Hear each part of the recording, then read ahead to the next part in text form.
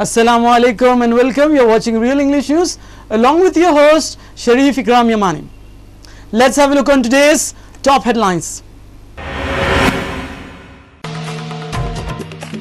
Union Budget 2014, high expectations from Finance Minister, that is Arun Jaitley.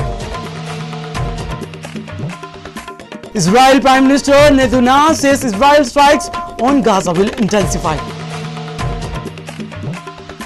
Railway Budget 2014, bulletin train not feasible in India, says Nitish Kumar. What are Argentina's chances of winning the World Cup? And Chandrababu Naidu to hike tax to fix Andhra Pradesh fiscal health. Let's have a look on headlines in details. High expectation for the middle class and industry. Finance Minister Arun Jaitley presents his maiden budget tomorrow that may contain tax scopes for the salad. Dumping of the controversial retrospective tax when spelling out of space to revive investment and manufacturing from growth. There are high hopes that the budget from 2014 to 2015 to be presented in Parliament may actually not tinker with the threefold limit of the other tax slabs, but could provide relief by incentives savings. For boosting investment, Jaitley is expected to announce tax incentive for industry. As a prelude, the government has already extended the excise duty to concession for automobile and consumer durable sector till December. The Finance Minister is also expected to take a call on reducing duties on gold import, which were raised last year to check boiling current account defect. He could also provide relief to farmers to help them to tide over the impact of deficient monsoon, which could lead to fall in agriculture output. The government may set up a price stabilization fund as promised in the BJP's manifesto. Displaced Kashmiri migrants require our special support for rehabilitation. For this, I intend to provide a sum of rupees 500 crores in the current position.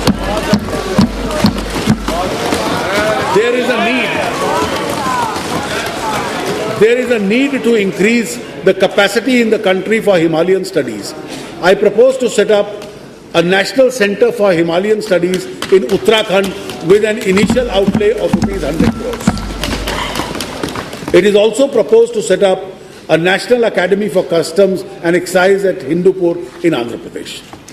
Northeastern region has tremendous potential for development of organic farming, which is a growing global demand for organic food. People living in northeastern states can reap the harvest for development of commercial organic farming. To this facility, I propose to provide a sum of rupees 100 crores for this purpose in the present financial year. Northeastern region has suffered from underdevelopment with a sense of isolation due to lack of proper connectivity. Development of rail systems is urgently required to bridge this gap. I intend to expedite the development of rail connectivity in the region, and for this purpose, I have set aside an additional sum of rupees 1,000 crores over and above what is provided in the interim budget. Israel Prime Minister Benjamin Netanyahu has vowed to ramp up a campaign against militant to Gaza. So far, Israel's Operation Protective Edge has claimed about 40 Palestine lives. The Israel Defense Force, that is IDF, stepped out of Operation Protective Edge in the Hamas-run Gaza Strip, pummeling, announcing that it had struck about 200 Hamas targets so far on the second day of its offensive, which it claims to have lost and rocket out of Gaza. Some militants, however, have continued to fire salvos deep into Israel territory, and the IDF has called up some 40,000 reservists ahead of possible ground operation. We have decided to further intensify the attacks on Hamas and the terror organization in Gaza. Netanyahu's office quoted him as saying on Wednesday, after he had consulted with defense chief in the country's south. Officials from Jordan, which borders both Israel and the Palestine West Bank, have demanded an immediate halt to the air raid on Gaza, saying the IDF action had obstructed peace effort. Iranian officials have called on the international community to prevent a human catastrophe in Gaza. From the West Bank, Palestine President Mahmoud Abbas has called on the UN to provide international protection for our people. He added that Hamas leader wanted to restore calm since protective edge began on Tuesday. Israel has attacked at least 560 sites in Gaza, killing at least 41 people, about 30 of them civilians, according to the emergency workers. Railway Minister and JDU leader, that is Nitish Kumar, today said the bullet train proposed in his year railway budget were not feasible in the country, though the concept sounded very impressive. Kumar said that he travelled from London to Paris on a bullet train during his time and made effort to have it in India, too, during his tenure as a railway minister. The concept of bullet train is indeed very impressive, but it has not been found feasible in India, he said. First of all, a decided track was needed for a bullet train to run, and for which a huge amount of land was needed too, Kumar said. Because there should be no highways, contact gears to the track prevent it from falling over road vehicles in a case of accident. As the speed went up to a high of 300 km per hour, he said. Railway Minister Sadnan Gaur in his budget speech yesterday announced introduction of bullet train starting off with the Mumbai-Ahmedabad sector. Kumar said that the concept had been mooted for the first time during the Indira Gandhi regime and since then had been customarily finding place in railway budgets except in his time. एक उम्मीद थी लोगों को, किराया और माल भाड़े की वृद्धि तो इन्होंने बजट के पहले ही कर दी थी, लेकिन ये उम्मीद थी कि आखिर हम भाड़ा बढ़ा रहे हैं तो क्या करेंगे और तुरंत क्या करेंगे, पूरे साल में क्या करेंगे, आगे के वर्षों में क्या करेंगे, इस प्रकार की लोगों की उम्मीद थी। लेकिन जो कुछ भी इन्होंने कहा है वो एक जेनरिक बातों का उल्लेख किया है, इसके अलावा तो और कुछ नहीं है और सबसे अधिक निराशा हुई है। Despite Andhra Pradesh facing a revenue deficit of rupees 15,900 crores, Chief Minister N. Chandrababu Naidu will not hike taxes to raise our revenues. Releasing a white paper on the state finance on Wednesday, Mr. Naidu said taxes were already on a higher side. Per capita taxation in the state had jumped threefold from rupees 2,266 in 2001 during TD's rule to rupees 7,136 by 2010 to 2011 during the Congress regime. Even the per capita debt has increased from rupees 7,712 in 2003 and 2004 to rupees 20,573 in 2013 and 2014.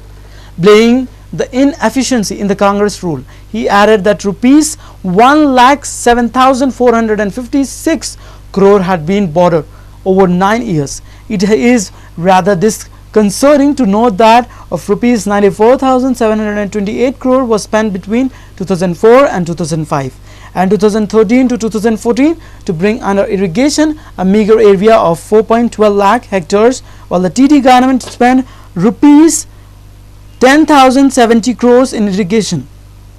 For the current financial year, the state government is banking on the centre's support. AP requires rupees 26,000 crores over and above the limits approved by the centre for the current year borrowing. The would require relaxation from the limits imposed by FRBM Act, he said. Regarding the AP government proposing to mortgage land to raise revenue, Mr. Naidu said, "Where is the land? We cannot mortgage private land. We are expecting to take up the issues of financial allocation to the state. With the 14th Finance Commission, a committee headed by C.S. Rao will come with a detailed presentation to the Commission," he added. For the first time since 1990, Argentina have made it the last time they won the World Cup in Mexico 28 years ago. A supremely talented number, that is 10-legged La Albizia, out of a group stages, narrowly passed their opponent in the knockout round all the way to the final, where they overcome with West Germany. The loss of Angel Di Maria is a significant blow. Real Madrid winger suffered a thigh injury against Belgium and has been ruled out of semi-finals. As well as offering a goal treat, Di Maria acted as a link between the defensive midfielders and attacking trio. Benfica Enzo Perez came on his place and is likely to start on Wednesday.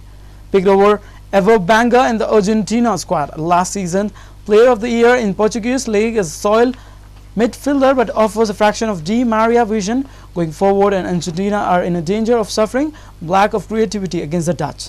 Elsewhere, Marcos Rojo of Sporting Lisbon was left field choice to start at the beginning of this World Cup, but the 24-year-old has made a name for himself as an attacking left full-back over the past month.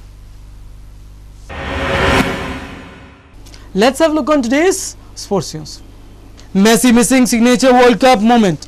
The four-time World Player of the Year was a bystander, not decisive protagonist for large chunks of Wednesday semi-final, his first on football's biggest stage. Match dragged on to extra time and then finished 0-0 in large part because Messi failed to leave his mark on it, and as he has done on hundreds of others for Barcelona, his club, not for Argentina, his country that needs him now to step up. Indians look to turn new page in England. It is a great opportunity for a young visiting side as they play 5 back-to-back tests in the hectic 42 days series. The next 4 tests will be open at London's, that is Southampton, Manchester and London, again the Oval. Under Mahendra Singh Dhoni, India's last overseas test win had come against the West Indies at Kingston in June 2011. Since then, they have gone on to lose 0-8 in 2 tours to England and Australia.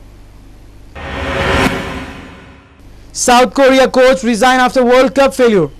South Korean football coach Hong Min-an Bo announced his resignation on Thursday following a disappointing World Cup showing that saw his team jeered and booed on the return from Brazil. Goalie Ramiro breaks Dutch hearts, take Argentina to World Cup final. Goalkeeper Sergio Romeo pulled off 2 stunning saves as Argentina edged out the Netherlands 4-2 in the penalty shootout in a grinding semi-final match to set up a final World Cup summit clash against Germany in Sao Paulo. FIFA suspends Nigeria. The World Football Governing Body, that is FIFA, on Wednesday announced the suspension of Nigeria Football Association with immediate effect. Let's have a look on today's stock market. Sensex 25,372.75 with minus 0.28%, whereas Nifty for today stand with 7,567.75 with minus 0.23%. Let's have a look on today's gold and silver rates as per Malabar Golds. According to Malabar Golds, today's gold rates, that is Thursday 10th of July, is as follows. For 24 carats of gold for 10 grams, it's rupees 27,940. Whereas for 24 carats of gold for 10 grams, it's rupees 24,420. Silver rate for today for 10 grams, it's rupees 487. Let's have a look on today's weather report of 6 regions of Telangana state. Hyderabad minimum temperature 21 degrees Celsius and maximum 32 degrees Celsius. Mehboob-Nagar minimum temperature 23 degrees Celsius and maximum 33 degrees Celsius. Karimnagar minimum temperature 27 degrees Celsius and maximum 35 degrees Celsius. Nizamabad minimum temperature 25 degrees Celsius and maximum 34 degrees Celsius. Medak minimum temperature 21 degrees Celsius and maximum 32 degrees Celsius. Khammam minimum temperature 29 degrees Celsius and maximum 33 degrees Celsius. Headlines once again. The Union Budget 2014, high expectations from Finance Minister, that is Arun Jaitley. Israel Prime Minister Netanyahu says Israel strikes on Gaza will intensify.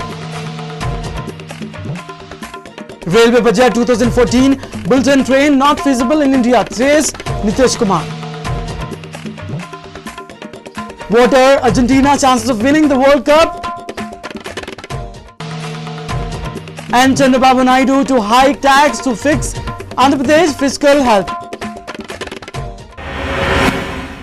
That's all in this newscast for today. Keep watching Real English News. Till then, take care. This is Sharif Akram Yamani. Sign off. Allah Hafiz.